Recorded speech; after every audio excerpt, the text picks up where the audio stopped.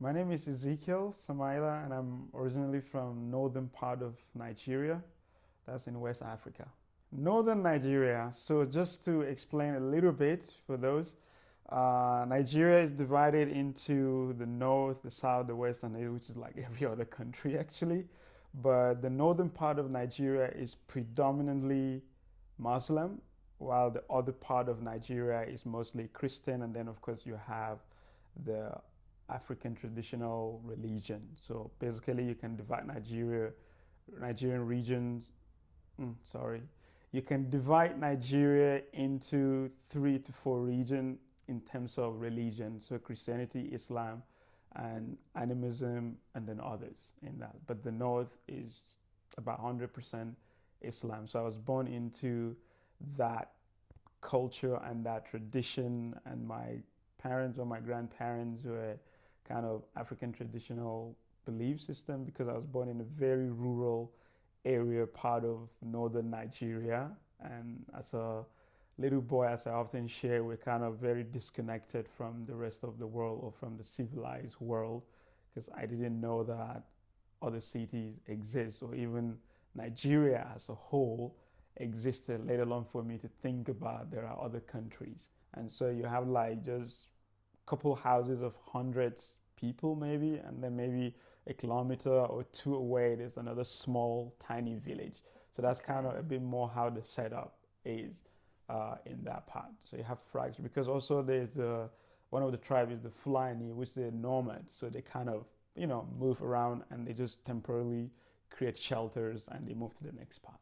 Did you grow up in Islam or African traditional belief? Can you expound some of what? So I was born into kind of both because sometimes some family might have a bit of a mixture of both, or for the most part syncretism can be common, especially where they just maybe believe in the best of both or they kind of practice. So I was born into sort of, my parents go to a Catholic church which is in the village, not really kind of even proper one.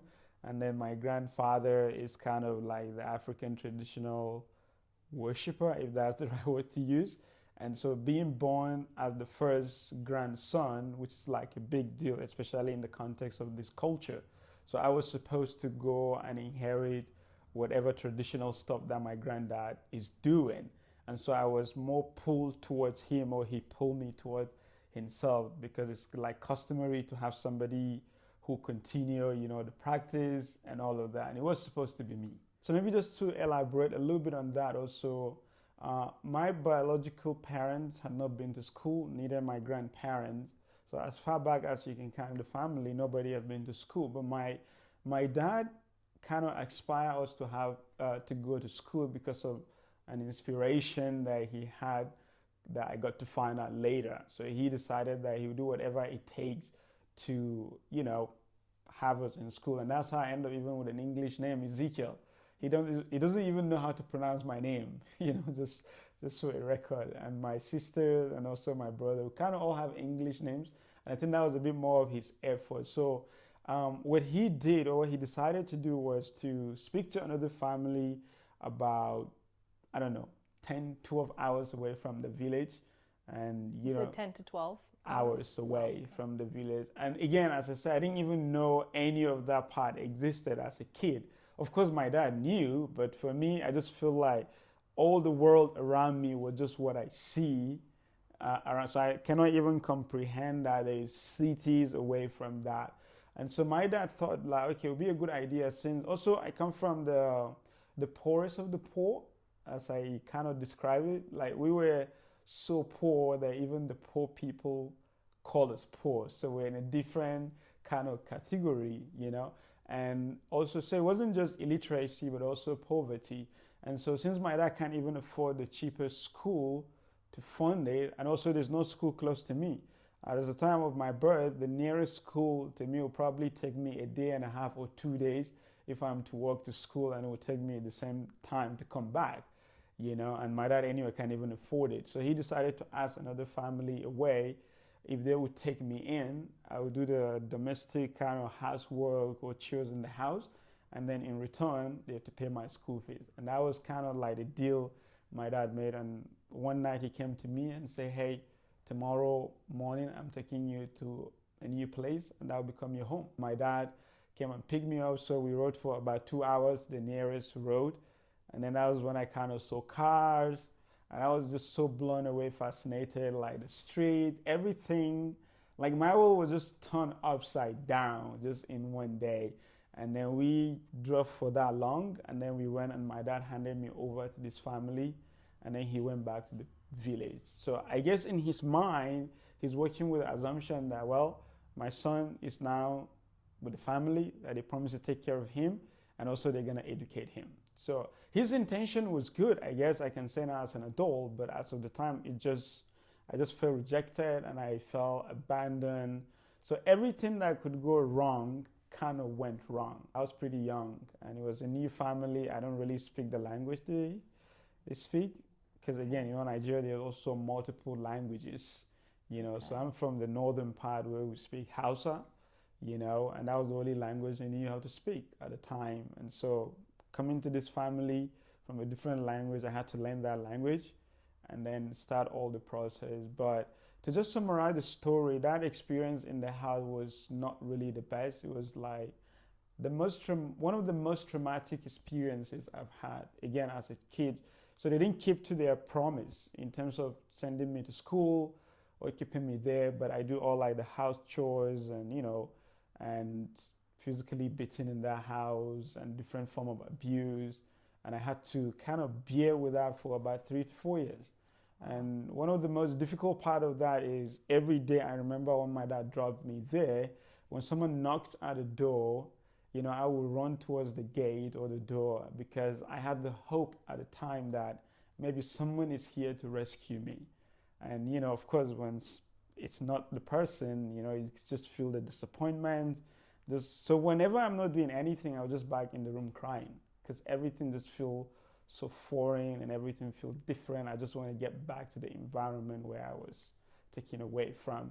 So days became weeks, months, and also later translate to years. So it just really, it broke me in every sense of that word. And I think it just, as some people would say, or psychology would say, that's when I had to the best of my memory, the first early childhood trauma. I end up one day, I just ran away from this house because I couldn't bear with the pain and, the challenges of that place. And so did you just wake up one day around 10, 11 years old and you're like, that's it, I'm out? Or what did that look like? I mean, what happened was, because I didn't know how to read and write, remember, so they always send me to go to the market to like buy food stuff to cook. And so I always had to memorize stuff. That's actually how I became good at memorizing, because if you write a list for me to buy, you're just wasting your time, So one day, they keep sending me to the market to do that. So one day I felt like I had enough money that could transport me to a different part of the city. And so then I went, and then I never came back. So I went that was just when I ran away because I couldn't bear with that pain, with that difficulty. So I went to the different part of the city. This is in Kaduna, in Nigeria. It's also in northern Nigeria. And from there, I ended up being a street kid for about 1.5 to 2 years, so at this point, or even when I was about to exit the house or run away, I was already I understood at the time that my life has no value, no purpose, I'm just abandoned and rejected. So when I was on the street, it was just about surviving. And at some point, I gave up even to the idea of surviving. I just wanted to die. When I was on the street, I was pretty much suicidal because there was no essence to what I should live for. And there was just no hope, And so dying was more, it was more something I look forward to than living, and it's about just survival. But at some point you also give up to the idea of just surviving. When I was on the street, we were referred to as NFA, not the National Football Association. It was just more like no future ambitions, and that's what we were tagged as. And we have no hopes, no dreams, and no aspirations. So that's why we were known as the NFA. Did you have like a little crew of kids that you lived with, found food with, or what was it like? Like, did you find a new place to sleep every night, or did you kind of have a little nook that you would go Yeah. to? So sometimes it's about, you're like a wanderer, So it's like where to sleep is the least of your problem. It's just where the night kind of catches you up, and that become where you sleep. But it's just, again, since you're on the street, you're most likely to be attracted to people in a similar scenario like yourself, and also, of course, in the northern part, there's a lot of street kids. You just on a pure survival mode, and so that was the reality. And again, it was one of the most difficult seasons of my life. As I say, I tried suicide like enough time that I even stopped counting, and because I just wanted to die, because to even dream and hope was just a luxury that I cannot afford. And as far as I remember, probably the first time I remember like I could dream or imagine, I was probably maybe like 17 or 18 years old, literally, which maybe I'll share later when I go rescue. Because as I say, I don't know that I was supposed to have a dream or even desire something, right. It's like imagination. everything that you knew is, I just need to eat and sleep and eat and just kind of on repeat. That was just what I know how to do. So I didn't know how to I could aspire to become somebody, or no, I didn't know how to do any of that. And at what point did your circumstances change from being a street kid? So when I was on the street, one day a group of YWAM missionaries were going on their weekly evangelism. So one of them kind of approached me and said, "Hey, Jesus loves you." And I remember one of my immediate responses was like, "Does your Jesus have food?" Because that was just what I wanted. That was the Jesus I needed was food. And so he looked at me and he was like, "Well, if you walk back to the base with me, I'll give you my lunch," because it was around noon. And so, of course, I would walk anywhere for food. So I followed him to the mission base. And of course, he gave me his food. There was it was rice and sauce and one piece of meat. I remember that vividly. That was just too precise for me to forget, And I ate. I mean, I was nearly starving at the time, or I was almost starving. And so when I was about walking away from the location, he said, "Hey, if you're hungry later this evening, you can come back again and eat." I was like, "Dude, I'm going to be here. I'm committed." So I show up again, and then one time he just said, "You know what, whenever you're hungry, feel free to show up and just have food." So for me at the time, I didn't really know that they're kind of like Christian organization. Like, I didn't care who they were as long as they give me food to eat, And so that's also one of the danger that, being on the street exposes you to, because then anybody can probably easily brainwash you to do into all kinds of stuff. And in that situation, for food, I could have done anything. And so that's how I kept going. And then one day they told me, like, "Hey, would you like to stay with us?" And I was like, if at all I had dreams in that time, was to have 3 meals a day and a place to sleep. And so, I joke about it. It's not that often that a Y1 base fulfill the dream of somebody that quick. But with me, it was pretty easy. 3 meals a day and a way to sleep. And I was like, because as of the time, as far as I remember, I've never slept on a mattress. So that was the first time I slept on a mattress in the Y1 days. And then there was a shower, could have 3 meals. I felt like I was in a 9-star hotel. It felt like, because that was just all I guess I ever wish or hope that I could get.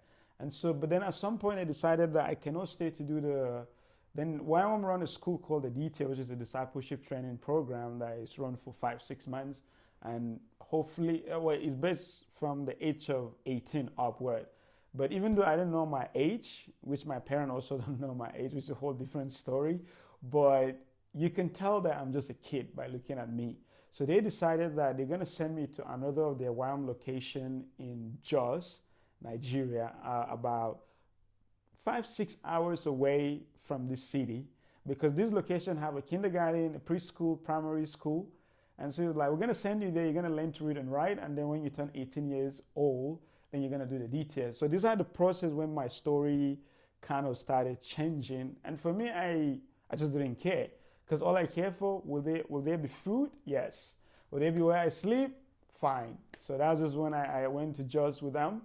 And of course, I went to the school, But I only lasted for about 2 weeks because they decided that, okay, I lack the social skills to relate to other kids because I'm just coming from the street.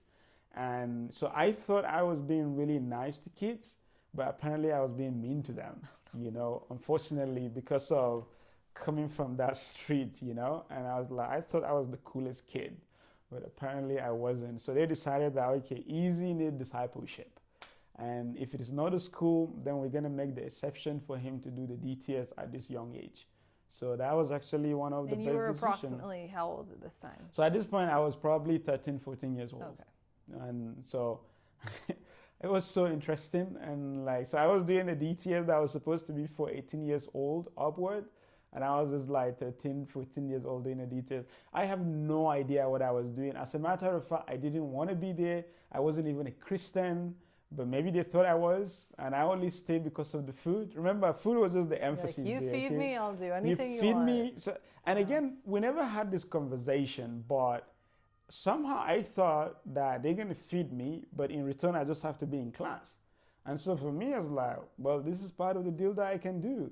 So I don't need to believe in your Jesus, in all of your teaching, because I'm coming from the northern part. So as much as I wasn't really practicing Islam at the time, but my worldview was kind of briefly shaped by that environment where you just don't believe God speaks to anyone, anyone that claimed that God is talking to them, they're like lying and all of that. So I was more tilting towards that. So being in this kind of charismatic, in a way, environment was just too much for me, speaking in tongues, prophetic words. It's like almost every other person I talk to has a message for me. It was just overwhelming. But I stayed because of the food, and they were just nice people. They were no mean, as I experienced on the street. So that was just enough for me to sort of survive. So it was during this time, again, even though I was not really opening up my heart to God per se, because remember, I was just really messed up. I was just dealing with all kinds of brokenness that I shouldn't have experienced in a way, and I was too young for the amount of things that I kind of went through. So my brain was just cannot even digest stuff like that. But I guess in a way, God was still working on my heart. God was just doing a lot of things, and that's why I kind of love one of these songs that say even when we don't see it, He's working, and even when we don't feel it. I kind of felt that was that season for me in a way.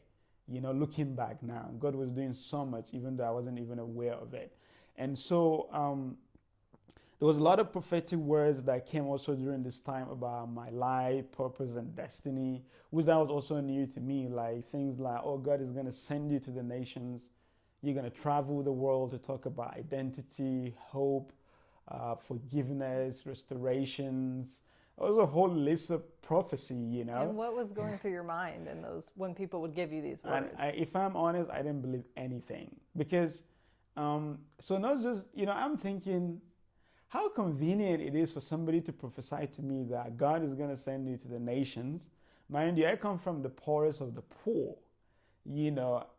My dad couldn't afford the cheapest school in Nigeria. I didn't even know the world existed to begin with. So where am I going to get the funding? Where am I going to get the resources to travel the world? So I just didn't want to just have a false hope that's going to break my heart. So I just hear it here and it's out this way. That was just how I was taking it. But it's every week in, week out. But then they will also say these are things that God want to do with you first before He sends you out. So you need to open up your heart to God. Of course, as you can tell, I do need all of that at the time. So it was, to summarize that part actually, so I finished the lecture phase, we went on outreach. I didn't even know how I survived it actually, but that's a story for another day. But it was think about 13, 14 years old kid on a mission trip. I didn't go overseas because I was too young to do that anyway. I didn't really have official document because they don't also know my exact age. So everything at that point was just in a way, mystery, I don't know birthday. The first time I understood the word birthday and celebration was when I came to the Y1 base and people will ask you so when is your birthday? How old are you? I don't know. So do you celebrate birthdays? What is that? and it's like, it's just not in my frame of life where I'm coming from. As I said, it's just to describe to you in a way from where I'm from. So after the DTS, I remember one day I was thinking of suicide. I was still suicidal, even though I was just that for whatever reason, some days that I thought about executing the thought, somehow I would just forget, and then maybe something really nice happened in a way. But this particular day, I remember I sat down outside the Y1 base, and for whatever reason, now I think about it, I feel like that was just got like getting my attention in a way. And a thought just flowed through my heart was like, what if the prophetic words are true? What if truly God wants to use me? Like God wants to redeem, restore the story, and maybe God preserve my life from all the suicide attempts and all the situation that I should have died, ranging from where I'm from. What if these things are true? Just that thought was what I was thinking. So I say, you know what? I'm going to give Jesus like a week and a half to 2 weeks. If he's real, he will have to speak to me and like in a way that I know it's him, because as far as I'm concerned, I don't really believe like this word that I'm receiving from other people because of the worldview that has shaped my early first years, And I mean, Jesus didn't waste time. The guy didn't even wait for a week and a half, So, and then I say, if he doesn't show up, then I'm going to just kill myself because I'm just done. And I mean, that night. How old were you at this point? At this point, I think it was almost like, 2-3 years later, actually, after the one. So I was you've been with YWAM for 2 or 3 years. At this point. And I was just there enjoying life and just not being a Christian, So again, people could be in the church not knowing God in that sense. But since I'm not preaching, I'll stop there, But, yeah. So I remember this day, and I went to bed, and then I had a dream. It was Jesus that appeared to me in my dream. That was probably one of the longest dream I ever had in my life, because literally the whole night the dream lasted. And even when I wake up to use the restroom, when I go back to sleep, the dream will continue from where it stopped. And we had a lot of conversation in that dream, and he just looked at me and told me so many things. And it was just like answering essential questions of life that I had at the time, and also kind of like giving me a purpose and to the why of my existence and why I didn't die. So it's almost like he took me through my entire life and just trying to explain to me like, I have loved you, I will continue to love you, and I want to use you, but if you're willing and available for me. That was what he said in that dream. In this dream, were you talking back to him, or it was kind of like just him? No, we were talking like we actually went on a walk in that dream. So for me, he came to me as a friend. So that was just till today. Somehow, when I think about Jesus, I honestly just think about him like just like a best friend, because that's just how I met him. Like we went on a walk. Again, I joke about it. I say maybe if he knew that if you come as a father, it wouldn't be the most ideal thing for him, because I had like a distorted understanding at the time because of how abandoned I felt, But like, just felt like I needed a friend, just someone to like listen, talk to me, and that's how he came to me. And we were walking, and then I heard him spoke the word that I received as a prophetic message for a couple of years already. But then the difference with those words was like he looked at me, like I remember like eye to eye. It was like, I want to use you, I want to send you to the nations to talk about this, love, forgiveness, identity. And then, but towards the end, and he said, but if you're willing and available for me. And, and that was just profound also, considering where I'm coming from, where it's not just in a way God has willed it for me to say yes and just have to do this, because of that worldview. But I felt like there was an option for me to embrace it, to accept it, or to reject it. But overall, when I wake up that morning, for the first time in my life, I felt like a spirit had left me, And somehow I was even questioning, why was I thinking of killing myself? And really, like, it was so real to me, and I remember I wake up for the first time, I felt like there was something that I could live for and even lay my life for, and that was just, I guess, to the best of my memory, that's when I embraced hope and also purpose that morning. And that's how I gave my life to Christ. And then I started really properly, intentionally submitting into discipleship, reading the word, and just really allow it to transform my life. And that is, I guess, the most transformational thing, one of the most transformational things that has happened to my life. Just the restoration, the redemption, and just also the healing. Of course, it took a couple of years, to deal with the trauma, with the pain, but that encounter really set me on that journey. It was like, okay, I'm willing to heal so I can work through the process also with other people to find similar healing, because in a way that I can identify with the broken, with I guess those who feel rejected, abandoned, and all of that category of people, because of sort of what I went through. And I just felt like that heart of compassion was somehow, earlier I shared like my emotion just went down or just shut down, but I felt like that encounter opened the doorway for it to reactivate again and just to look at the world with hope and also the brokenness of the world with compassion and just towards that.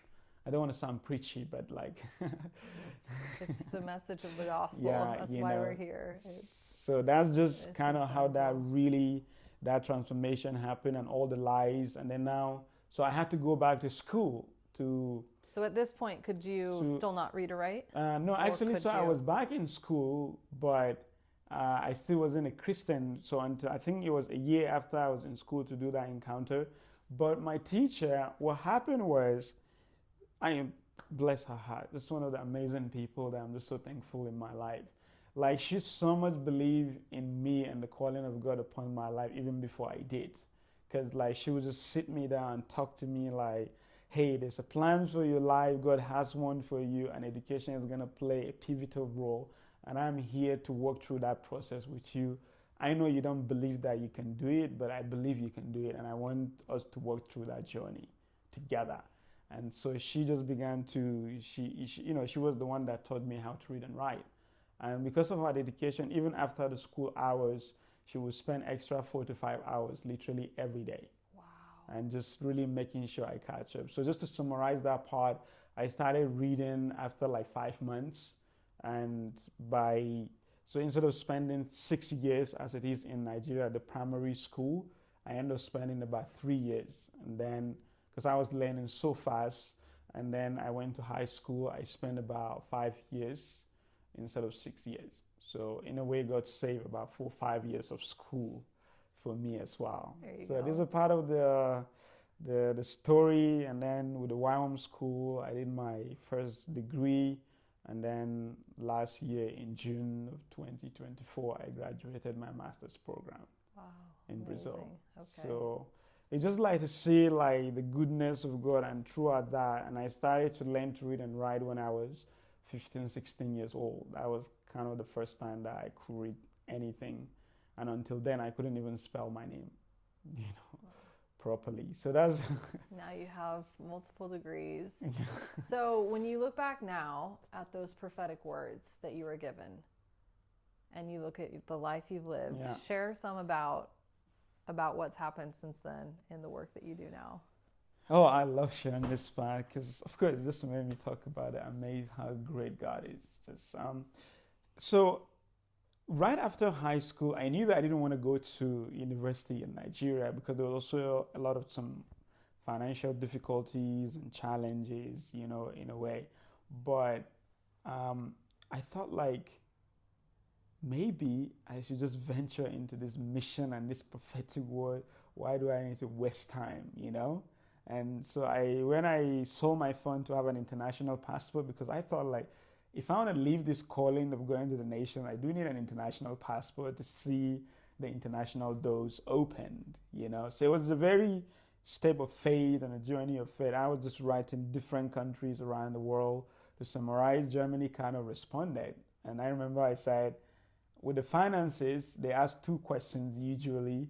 how much percentage of the money that you need you have, and how do you intend to raise the remaining. And when you say you wrote around the world, that this was to YWAM basis? Yeah, to YWAM location, just sharing a bit of my story, the calling. I'm just ready for it. And because, in YWAM you have to raise your support monthly. And so for me, it's just not possible because I can't go back to some Muslim relative and be asking them for donations to fund my missions. You know what I mean? So I just needed a way to get that support that I didn't have the finances, especially. So that was what I thought, let me just share the story and just see how things evolve. At least that's one way that I'm acting on it myself. And so Germany responded, and then when they asked these questions, I was like, to the first question, how much I have, I remember I wrote 0%. And to the second question, I was like, I would trust God for the remaining. And then the Lord opened the door. I got a long-term visa to come to Germany. And I arrived this country about 9 years ago with €5 and $2. And 9 years later, the Lord has literally taken me all over the world. Now sometimes I speak, I say, I feel like half of the time when I'm traveling or more than that, I feel like I am dreaming because it's just a reality in a way that I cannot comprehend. In a way, I've never really dreamed about it. It was just God's dream for my life, So it's not something that I say, I have pictured this as a kid or as a teenager and now I'm just living that out. I just felt like it was just a dream of God that I got the privilege to partner with Him for my life and execute it in a way. And so it's been, how do I put it? It's been just one of just the priceless gift to God to me, and just having the opportunity to really travel the world and just share this about identity, restoration, love, and forgiveness. It's like I could do that for the rest of my life. So I've been to, a lot of countries, and maybe how many countries? If the numbers matter, I'm headed to 50 now. Numbers matter. So, that's awesome. So exactly. So when I think about that, from just coming from an unknown world in a way that the chance of my survival was probably 0.1, to having to live this life. There's just nothing that could explain better than just the love and the grace of God. And that has been just one of my life's greatest privilege. And I get to do it every year. And that's what I've been doing, especially the last 9 years. Just from nations, institute, organization, and churches, because everyone has a dream and God has a calling for everyone, whether they're on the street or they're in the palace and all of that. God has a dream for everybody, regardless of their brokenness. I believe that there's hope for them, and God can, if there's anyone that I know that can restore any type of brokenness, it's Jesus. And that's what I love, the story of the cross. One of my favorite, is I love studying about religion, worldview, and all of that. But one of the things that I love the most, considering that I come from an animistic worldview, Islamic worldview also before I become a Christian, and at some point I didn't even believe in either of it. And also studying about world religion in a way, I got to realize that it's only Christianity, the story of Christians, that we have the story of the cross. That God came down to us and lived like us, and died to redeem us back to the Father. In a way, other religion is just man making all kinds of effort to reach God. But in our case, there's no way we could have reached Him, so He reached us and showed us the way. And for me, that's just so profound that that's just the one thing among other things that any other religion lacks. And that's for me what makes Christianity or following Christ exceptionally unique and different. The story of salvation, hope, and the cross. And if you remove this, we are not much different from any other religion in a way. Amen. She said, couldn't have said it better. You're making me preach myself. It's what you're called to. Yeah. It's the message. Do you ever think about where you would have ended up or where you would be if you didn't meet those missionaries? Do you ever have those moments? I mean, last week or a couple of days ago was my birthday, so I wrote, where would my life be if not that I got saved? But then I say, well, I guess we'll never know, But again, when I think about the landscape of Nigeria, especially in the north right now, with all that is happening, terrorism, insecurity, bandits, I mean, maybe I could have been one of these people because I would have been the right target, the easy target to just come, give me food, give me a rifle. I would have done anything, you know. So when I think about it, and it's hard for me to really even comprehend, but that could have been my story in a way, like just committing all kinds of atrocities. And that the more I even think about that, the more it makes me to become more grateful, you know, for the life that I have right now. But one thing for sure, I would have been dead by now, except if God's miracle kept me alive, but I would have been dead and forgotten long time ago. Wow. Maybe I would have even killed myself through suicide because I don't know how long I could have escaped it. Could have kept going. Kept going in the survival mode. You know what I mean? Maybe one day I'll just throw myself in the river or something, or just, you know, I don't know. But yeah, and that's the more reason I'm more passionate with what I'm doing, because there's still millions of kids in that situation like myself in Nigeria, in Africa, and other part of the world that really needs. Can you share a bit about the work that you're doing now in Nigeria? Yeah. Well, the summary part of it, you know, as I say, as a response to also what I've experienced and giving other people opportunity. So we started doing a water project and tree planting project, and partly because water is health. As I say, I never have access to education, water and all of that when I was a kid. And also about 60 to 70% of sicknesses and diseases in sub-Saharan Africa are water related. So in a way, giving water to people is giving them life, you know. Literally, just the possibility of a child living in many parts in that sense depends on water.